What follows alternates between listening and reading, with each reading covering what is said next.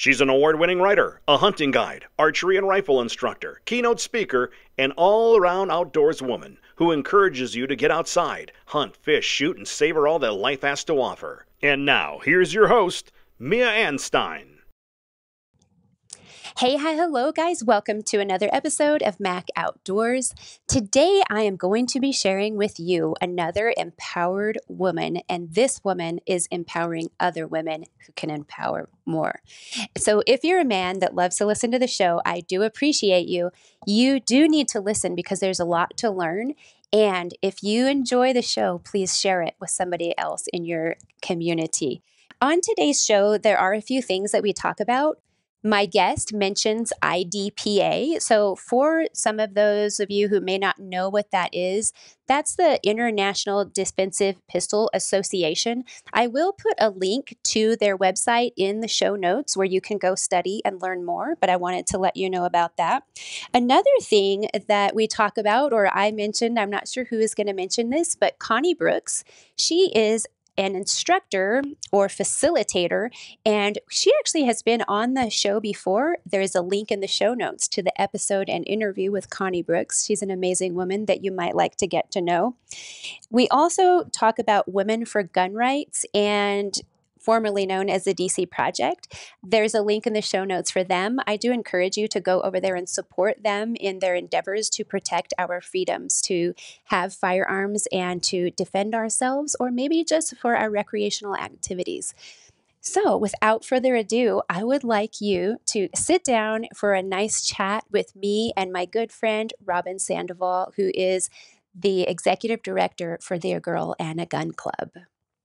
This summer, whether at the range or in the field, WSI Sports Hypertech Bamboo Tanks, tees, and leggings will have you covered. Visit WSISports.com to support the show and use the affiliate code MACO10 for 10% off your purchase. All products are proudly made in the USA. Hey guys, are you looking for a stylish concealed carry shirt? Check out Tarn Cap Gear.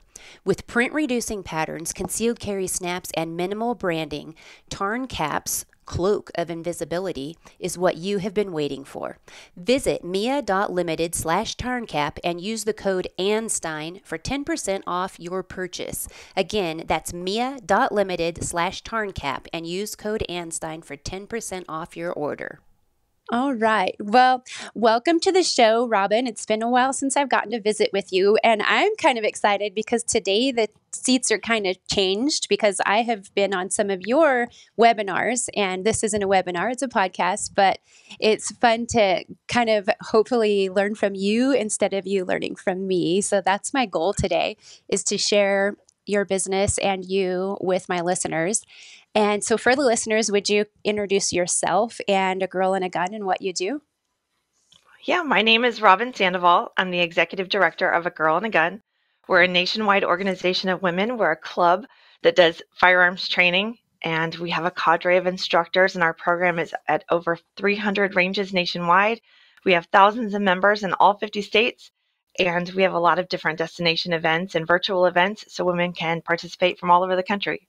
I think that's cool that you're like so spread out all over the place, because I think that's something that some other organizations that I have worked with and that have done outreach with, it's kind of like in just the local area. But another thing that comes to mind with having something spread out all over the country is, how do you maintain a consistency with your club? Or is it kind of like a group leader can work and do what they want to do in their training? Yeah, that is kind of a challenge, but it's also kind of what makes A Girl and a Gun special, in that we require a lot of credentials for one of our chapter facilitators to come on board. They have to have a compilation of professional credentials, so we know that there's a baseline of knowledge and proficiency. We make sure that they can shoot well, that they can walk the walk. We make sure that they can talk well, that they can talk the talk. And so having the women on board who are welcoming and friendly and knowledgeable, that's always the magic unicorn that we're looking for. And we're fortunate to have a lot of really great women in our community. So we have these high standards. And then across the board, I offer a lot of different instructor development opportunities for them.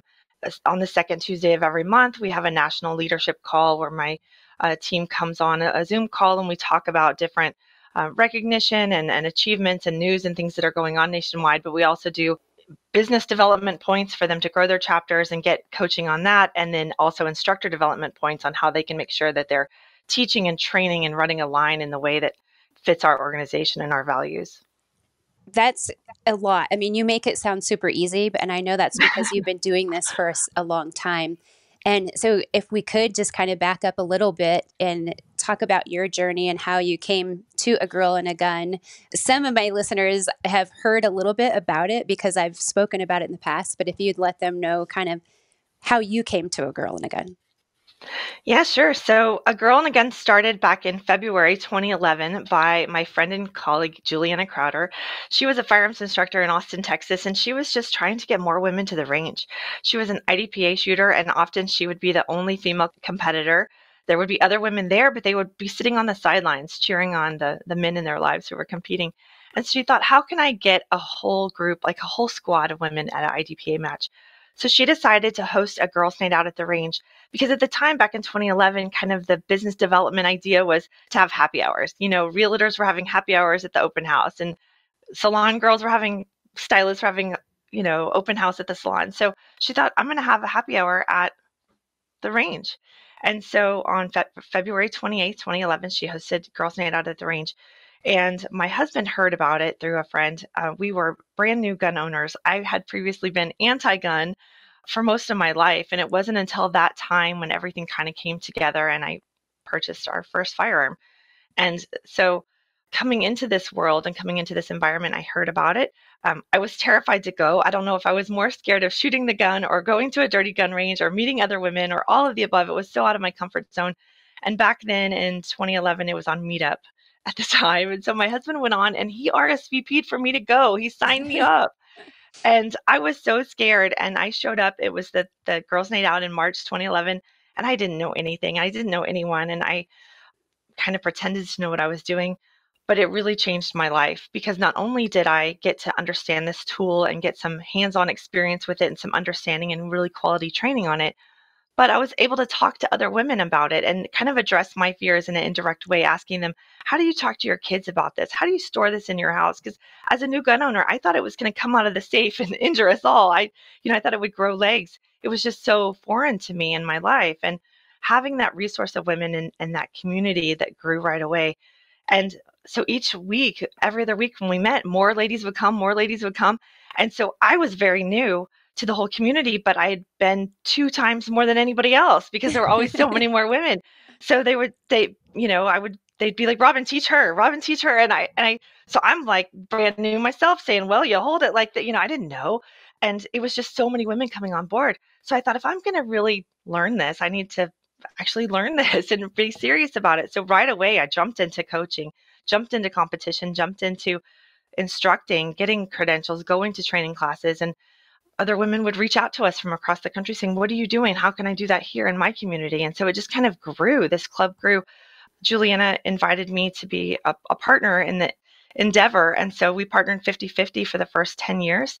And we built it into a national club. And I've been keeping our dream alive and running it now for the past couple of years. And yeah, we host Girls' Night Out at more than 300 ranges across the country. We're welcoming to women. We have all these instructors that are amazing and wonderful. And it just kind of grew from a heart mission, from a welcoming community, ladies who wanted to know training, ladies who wanted to be competent trainers. And the rest is history. Yeah. And so with the Girls' Night Out, is that something with your chapter facilitators? Is it something they're required to do, like X amount of Girls' Night Out a year or a month or something like that? Or how is that working? We ask that each chapter hold at least 2 A Girl and a Gun branded events per month. So it could be a Girls' Night Out, which is supervised practice, or it could be a clinic or a class, depending on the credential of that instructor.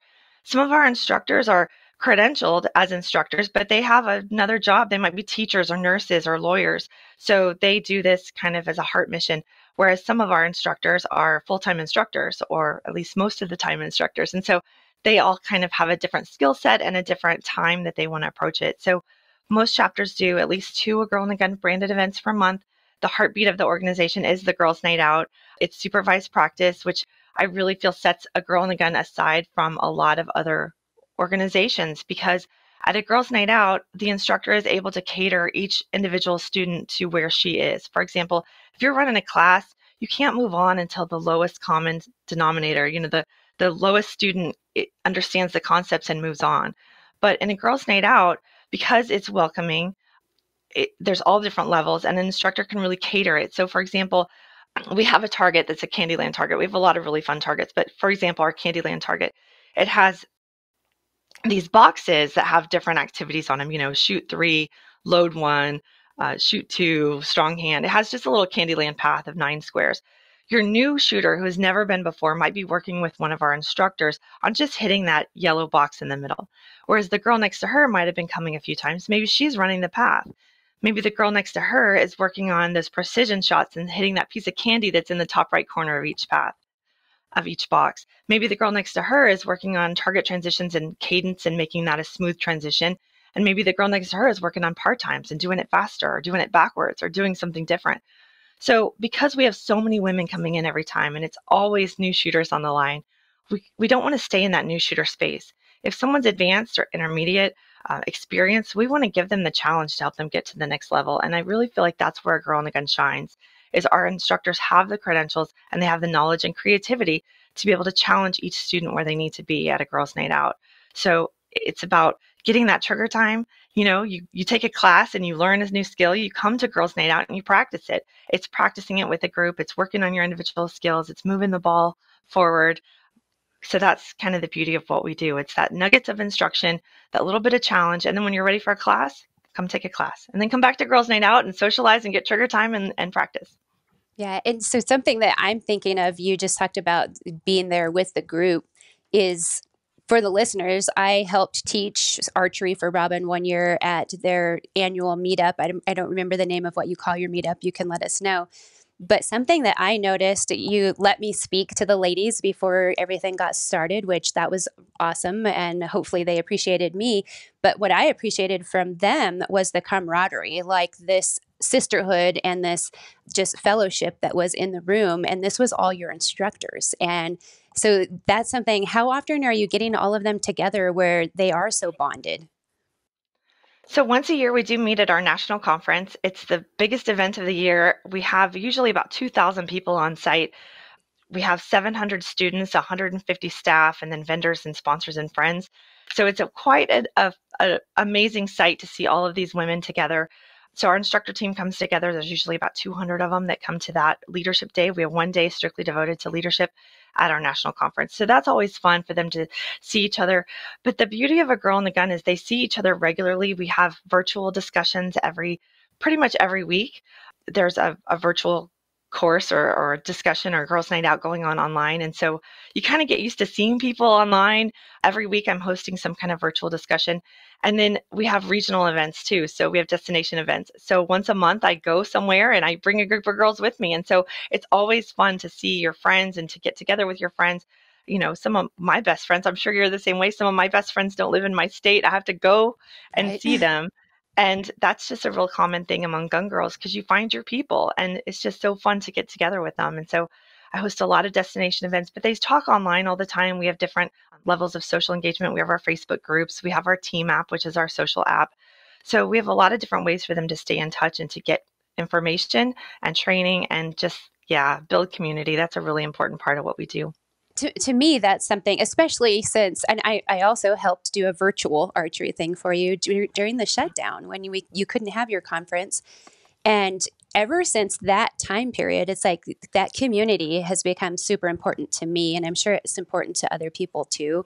But that, like I said, when I went and spoke at your leadership thing, that was just an amazing feeling in the room of all the women and how welcoming they were.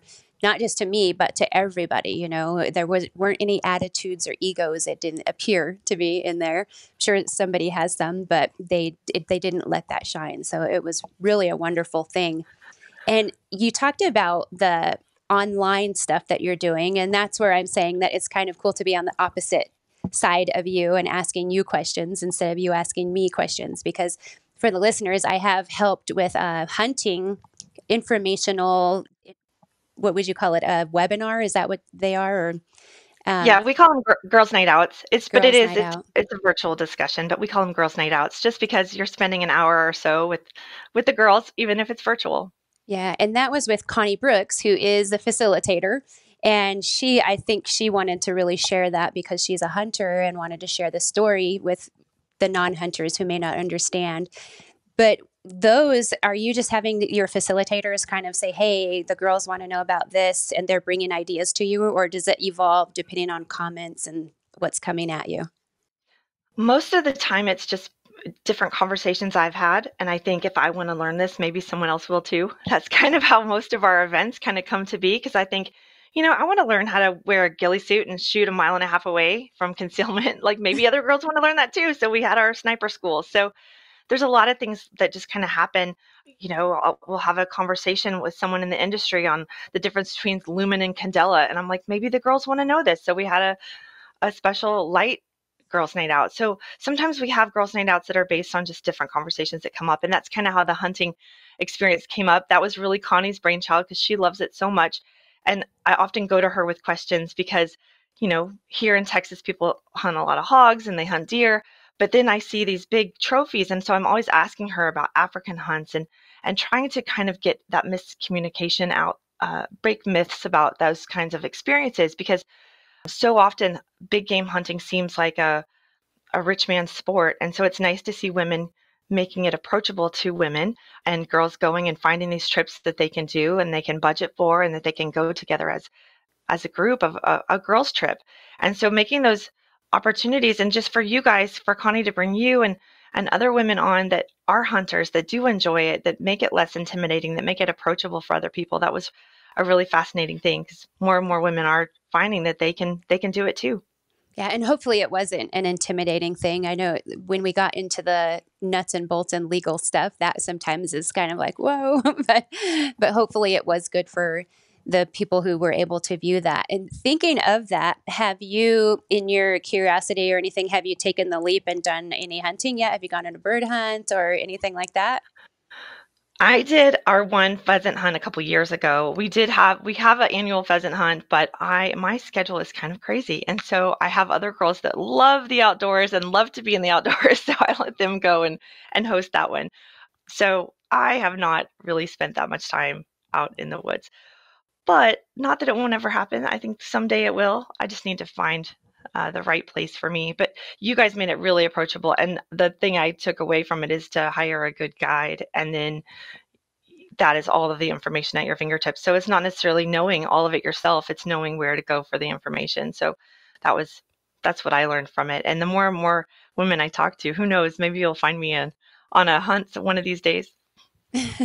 Maybe we will. Who knows? I think that's really great that you guys are doing the pheasant hunt, though. That's another way to have the community and learn and share with others. So hopefully that is going well for you guys. In looking at the projects and stuff, I think you had talked about the pheasant hunt when we were at like an NRA convention or something when we were visiting. So it's cool to see that you actually went through with it and it's happening. That's really good. We've had 4 of them now. They just had one last week and they met their max. Everybody hit their quota and they had a great time. It was our biggest hunt yet. We had 20 hunters out there and walking the fields. So yeah, every year a few more girls want to go. It's beautiful. We do it in Kansas and it's gorgeous and it's natural fields. So nothing's stalked, nothing's easy. I think they're always surprised how it's actually pretty grueling to be walking through the fields and you have to really plow with your legs as you're walking this grass that's taller than you are. And it sounds like grass, but it's not really. Grass is not the right descriptor. It's like hay, very rigid hay that you're walking through. And as you're pushing your body through, but you're watching the dogs work and you're out there in the beautiful skies. And it's just an incredible experience. So I'm glad I got to experience it and that every year more and more girls in A Girl and a Gun want to go do it. Yeah. And all of that you're describing, I suppose, is why they call it hunting and not killing, because there's a lot of work that goes in. And fortunately, with bird hunts, you have more opportunities. Like with a big game hunt, you may or may not fill that tag, and it all depends on your area. But you talk about how busy you are, and I know that you're super busy. In addition to A Girl and a Gun, what kind of other things are you doing? Well, I'm on the board of directors for the DC Project. And so now we are called Women for Gun Rights. And so I do a lot of advocacy. I forget to call it Women for Gun Rights. Yes, Women for Gun Rights. So I do a lot of advocacy work. So I was just in DC a couple weeks ago meeting with members of Congress and of course, staying on top of that. We have meetings regularly about the goings on across the country with that too. And I'm really fortunate that a lot of A Girl and a Gun girls are a part of that. So it makes it easy to have all these relationships. But there's a lot of other women that are involved in advocacy rights, and it's really fascinating hearing their stories, and it's really inspiring, to hear these stories on why gun rights are so important and why our voices need to be heard. And so it's nice to hear the diversity of stories across the country and the challenges that are happening regionally in different states as legislatures chip away rights. Maybe they ban an accessory, or maybe they ban the way you can travel, or maybe they require storage for different things, and the unintended consequences of those laws, and how you can see what's going on in the laws in Connecticut and how they're really chipping away, and in Hawaii, and every time we have a victory in one other state, it gives the other states a little bit of excitement of how we can kind of fight back and push back. Because once you have a right taken away, it's so hard to get it back. And so we really need to stay on the forefront of that conversation.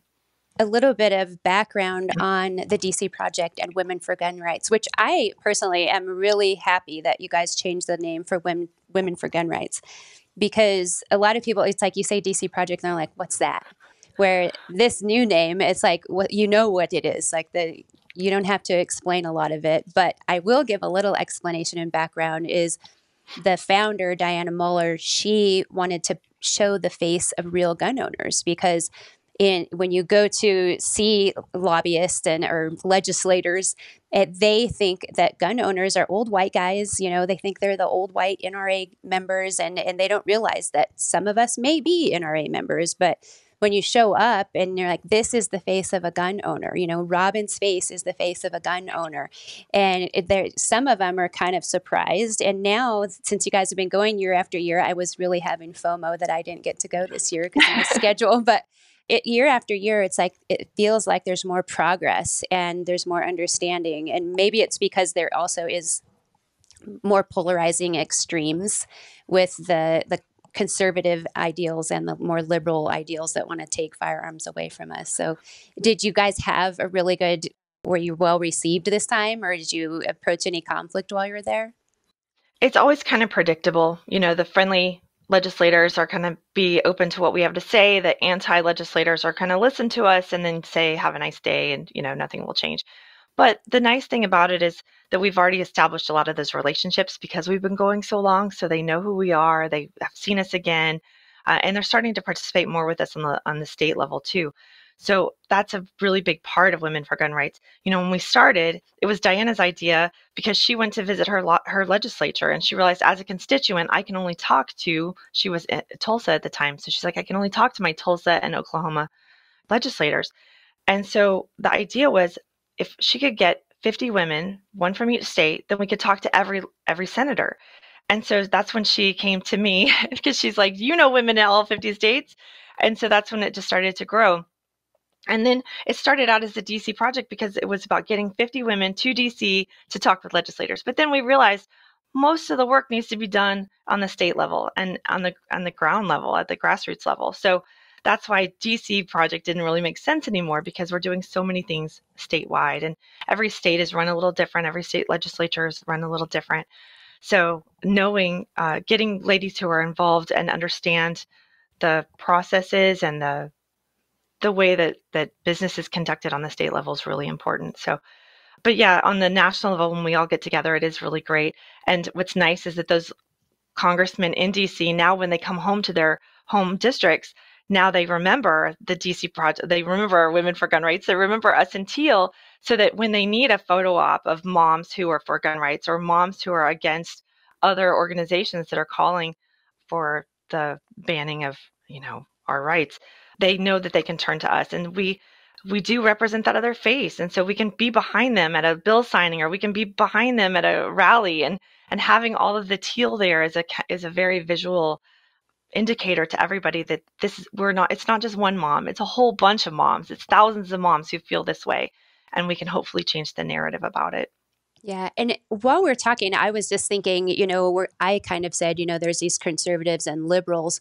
One thing about the Women for Gun Rights is it's a nonpartisan group. They don't care what your voter affiliation is. It's a central value around maintaining Second Amendment rights. So for the listeners, just so you know, it's not a Republican or Democrat or Tea Party or any of those. And I think that's very important.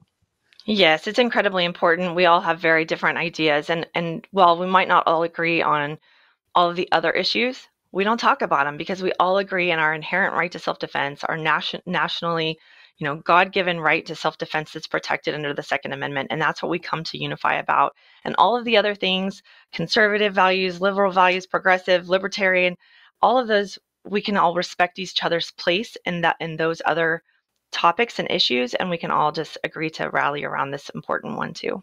It's really neat to be around all the women because you do know that some have, like you said, different values about maybe other issues, but we do all agree on the one centralized gun rights. When you're thinking about that, when you have the groups together, you have a girl and a gun, and I didn't write down how many thousands of people have been through all of your facilitators groups. If you said that, I don't recall. I do remember a 1,000 number on something, couple thousands or 3,000 or who knows with all the classes. But through that, you have interacted, I'm sure, with thousands of women, and you've heard a lot of stories. And you mentioned when you go talk to legislators that everybody has their story. With your gun training, do you see a lot of women with the stories that they're coming there because of something traumatic? They're coming there because maybe no one in their family owned a gun.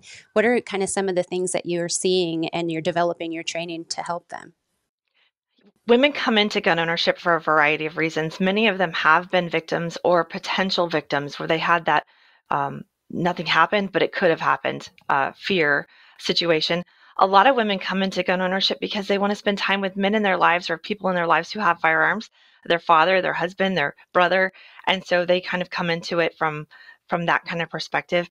But some women come to us because they're recently widowed or they're divorced and they want to take responsibility for themselves and feel confident protecting themselves no matter what happens. Maybe they're feeling a little vulnerability. And then some reach to an age where they have a little more time and a little more money and they want to do something where they just can feel strong and empowered. And so people come to us for a variety of different reasons. We're seeing more and more that our members are the only or first gun owner in their family. So while it used to be driven, back in 2011, our statistics and our member polling showed that many times they were gun owners because of a husband or a father or a son. Now, many women are the first and only firearms enthusiasts in their family, and they're getting their own gun, and they're bringing the whole family into firearms. And what we found is that when men shoot, it's kind of a hobby. When women shoot, it becomes part of the family budget, the family lifestyle, how the family is raised, the children are raised, the family values. And so it really definitely narrative when the woman is the lead firearms enthusiast in the household. Thinking of that, I'm thinking of a friend of mine who recently became widowed, and she lives in Lubbock, Texas. Do you guys have a group there, or where would she go to find where the groups are? Yeah, we have a great chapter in Lubbock. Christina Scott runs that chapter. They meet all the time, and she would just need to go to agirlandagun.org, and there's a tab at the top that says find a chapter, and she can find the Lubbock, Texas chapter and message Christina or join their Facebook group or just look at their calendar and show up at an event. It's just that easy. I mean, and I have been on the site and checked it out. I always investigate. I also like you guys have blogs there and you give tips and stuff. Are you still doing that on a regular basis, putting stuff up there? Is that from your facilitators? Sometimes if I have time and I'm inspired, I'll write an article. It's been a minute, but every time we host a virtual discussion, whether it's a girls' night out or a book club meeting, or we go over any kind of virtual training, those are recorded and they're put on the website too for members. So if you have an active membership, you get access to a whole video library of discussions that are very current, going back 12 years.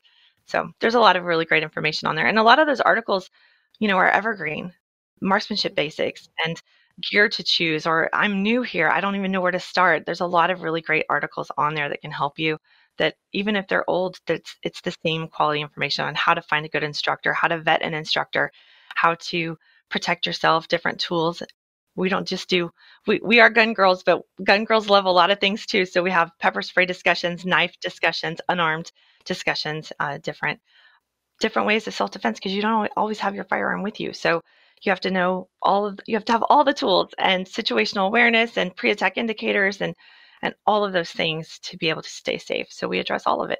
And I think that is a super relevant, important thing to talk about. I mean, we just talked about going to Washington, D.C., and that's like a place where I am always highly paranoid because we can't carry our mace, we can't carry a tactical pen. You're not supposed, all the things. So that is where that type of stuff is really important. But another thing that I thought about when you're saying that is those questions that you have, like you can go and scour the website and find answers, but also don't be afraid to ask somebody for help. Don't be afraid to reach out to Robyn or a girl in the gun and ask for help, because you're not the first person that had the questions. And I know a lot of people are like, I don't want to feel dumb, but it's like, you're not. Some of us were raised in it and some people were not raised in it. And so stuff that might be common sense. This is something when I'm teaching hunter ed, the kids from hunting families, they're always like, well, like I know, because it's like an innate instinct to them. And I'm like, it really isn't. You just know because you grew up with your parents, whereas the other kid beside you didn't grow up with hunting parents, So don't be afraid to ask the questions or reach out for help. It's really important. Yeah, and women are usually collaborative learners. And so it's one thing to read an article, it's another thing to have a discussion about it. That's why our virtual discussions have been so successful for the past several years, because it allows you the chance to throw a question into the group as you're hearing content. And as you're taking in new information, you can ask a clarifying question or ask maybe a more application-based question of, here's the theory of this, or here's why this marksmanship technique works. You can ask a question and now learn when it works and when it would be deployed and when it would be a good idea. And so it really does give you that chance to kind of collaborate and make sure that it's fitting your learning style, because everybody learns a little bit differently. And most instructors, I mean, all of my instructors, we love to talk. I could talk about a girl in a gun all day long. We could literally sit and talk about guns and shooting and all of the things all day long. It's what we do. And so we love talking about it, and we love helping other people fall in love with it too. And as I said, when I was with your group of leaders, that you could just tell, like all of them were so excited, and they also, another thing that I mention on this podcast all the time, because you mentioned, like, if there's an idea or something if you want to know, then someone else wants to know. That's how I started this podcast. But when we have these groups coming together, we can ask each other. If I have trouble racking the slide, I can read about that and try to figure out and put that in my mind of how to do this. I can look on YouTube, but also, if you're not gripping the gun correctly, can I help you not do this and, reach over the top? And those are things that I think are more easily explained in person, where you have somebody right there with you to show you, help you, encourage you. And it's really important stuff. So I'm so glad that you are continuing A Girl and a Gun, and that you and Juliana partnered. If they're just kind of the coming year, is it looking the same? You're just continuing with the status quo, or do you have anything new, exciting, big coming up? We have so many big and exciting things. We have a lot of our regular events that we started. So they're so popular that I love our events that we do. So we do have our national conference. There's 700 students. It sold out in less than 24 hours. It's really amazing. It's the hottest ticket for the year. But we also have 2 Glock getaways, which is always really fun. When I take a group of girls out to the Glock headquarters, we shoot on the Glock range. You become a certified armorer, and you shoot with the Glock instructors. And that's really fantastic for not only Glock girls that already love the platform, but there's a lot of girls that are instructors or that are mentoring or coaching, and having them understand the Glock platform is really important, because people will say, oh, Glock doesn't have a safety. And if you're educated on it, you say, actually, there's 3 safeties. It's the Glock safe system. And you can kind of go into that and dispel those myths, and just understanding how it operates gives you a lot of confidence. And as an instructor, it helps you work with those students who bring different firearms to you, because you know how they work. So we have 2 of those getaways, and they're always so much fun. The Glock people, they're just a blast all the time. And then we also have 2 of our drift academies. That was a program that I started this past year. I thought I want to drive really fast around a racetrack and learn how to shoot guns through in and around a car. And so we did it. And it was so fun. We're doing 2 of them this year. So Drift Academy, Drift stands for Dynamic Real World Immersive Firearms Training. It's all things vehicle defense, because parking lots, parking garages, gas pumps, those places around your vehicle, those transitional spaces can be really dangerous to women. So here's an event that strictly talks about vehicle defense and how to stay safe using your words, creating distance, where to stand on the car to create distance between people who might be approaching you, how to use your words to get them to back up or not come near you. If they do come near you, how to deploy pepper spray. If you need to go to something bigger, how to go to your firearm, shooting from, through, and around the car, what that does to the bullet trajectory, and how you can have good tactics to be safe in that situation, to build those efficiency skills. And then, of course, how to get off-road recovery. If you're pushed off the road, how to get back on safely. If you're roll over, how to get out of the car safely. So we do all of it. And then we get in the car and drive really fast around the track. So that's really fun too, to learn how to come over trust hills and how to navigate different curves and spins so that you're able to do it. We go on a drift pad and we skid, and it's really funny because me being from Texas, I'm like, what are we doing? I don't know. But the girls from Detroit are like, this is just Tuesday. Like, this is the grocery store drive. Like, they're spinning around and they know how to do it, where I'm like, turn into the spin. Are you kidding me? So it's just really fun for women all over the country to come together and show their skills and show what they know and share that enthusiasm. And it's just so much fun. So we're doing that twice next year, and that's in Virginia. And then we have our big clays extravaganza for all of our shotgun girls. That's kind of a different community. We have our tactical girls that love all the defensive stuff, but then we love our shotgun girls that love breaking clays, and it's a little more, a little more bougie. So we do that in the summertime. We get out our nice shotguns and go to Fort Worth, and that's a lot of fun. And then, of course, in October, we have our Fall Fest, which is the only all-ladies 3-gun match in the country. We'll have about 100 ladies come out and compete. And that's all based on competition. And we have an amazing prize table. Our sponsors are so good to us. So we get to give everybody really awesome prizes. So the new thing for next year is really more leadership development.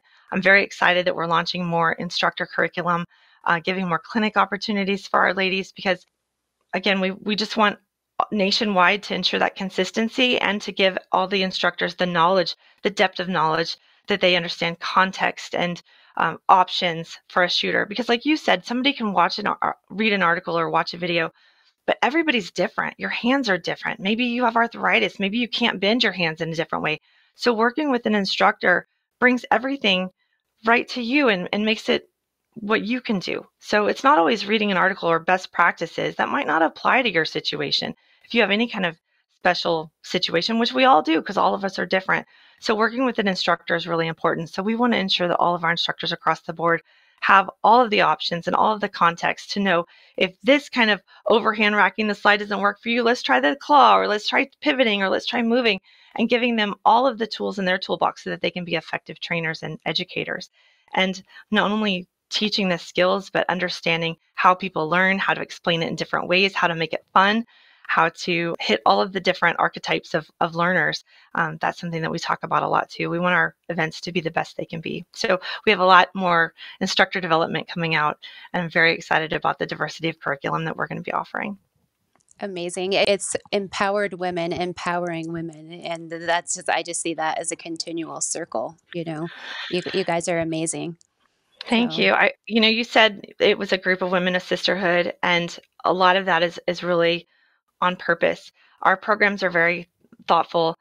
And you said that there was no cattiness or any of that ego. And I think that's one of the unique things about A Girl and a Gun is we have our value system. There's 12 letters in A Girl and a Gun. There's 12 months of the year, and we have 12 different values that are assigned to each month. So, for example, January is accepting.